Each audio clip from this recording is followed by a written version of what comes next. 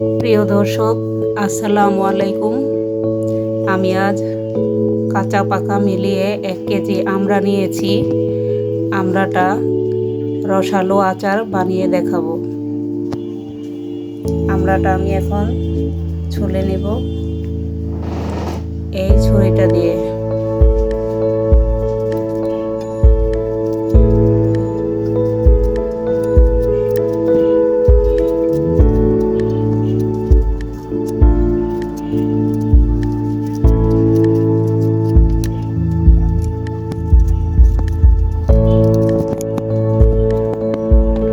এভাবে করে সবগুলো আমরা ছুলে নিব, নিয়ে এরকম করে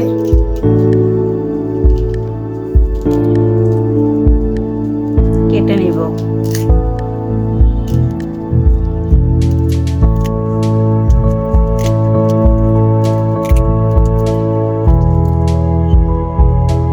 দেখুন, আমার আমড়াগুলো আমি কেটে পরিষ্কার করে নিয়েছি।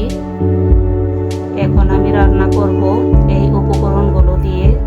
এটা হচ্ছে পাঁচফোড়ন গুঁড়া, ভেজে আমি গুঁড়া করে নিয়েছি। আর নিয়েছি কিছু চিনি, পরিমাণ মতো দিয়ে দিব। আর একটু গুড় নিয়েছি রসটা রসালো হওয়ার জন্য। আর এখানে 2টা শুকনো মরিচ গুঁড়া করে নিয়েছি। এখন আমি রান্না করতে চলে যাব। দেখুন, আমি একটা পাতিল বসিয়ে দিয়েছি। এখন আমি একটু পাঁচফোড়ন দিয়ে দিব, আস্তা পাঁচফোড়ন। এটা দিয়ে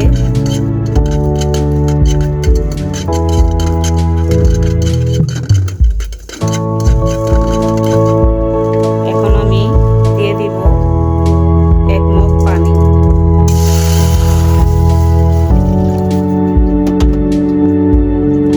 এখন আমি গুড়গুলো দিয়ে দিব।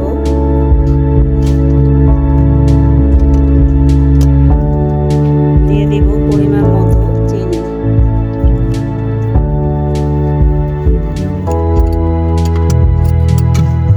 নাড়াচাড়া দিয়ে আমি রস বানিয়ে নিব।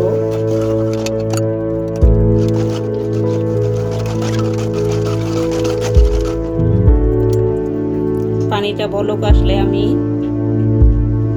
আমড়াগুলো দিয়ে দিব। দেখুন, আমার রসটা ফুটতেছে। এখন আমি কিছু লবণ দিয়ে দিব। আর দিয়ে দিব একটু মরিচ গুঁড়া,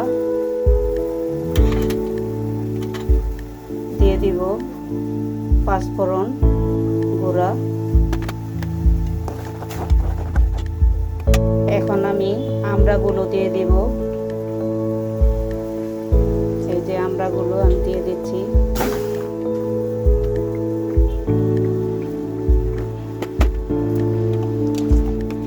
এখন আমি নাড়াচাড়া দিয়ে এই আমড়াগুলো রান্না করে নিব সিদ্ধ হওয়া পর্যন্ত।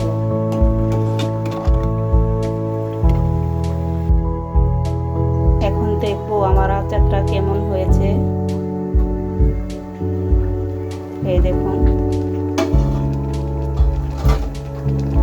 এখন আমি একটু বিট লবণ দিয়ে দিব। টেস্টি হয়। আর দিয়ে দিব 2টা মরিচ গুঁড়া করে নিয়েছিলাম, সেই মরিচটা আগে দেইনি, সিদ্ধ হয়ে ঝালটা বের হয়ে যাবে এই জন্য। দেখুন কত সুন্দর কালার এসেছে।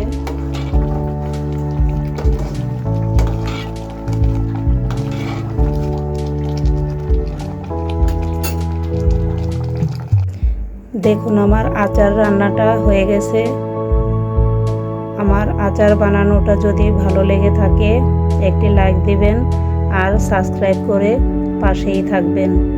আল্লাহ হাফেজ।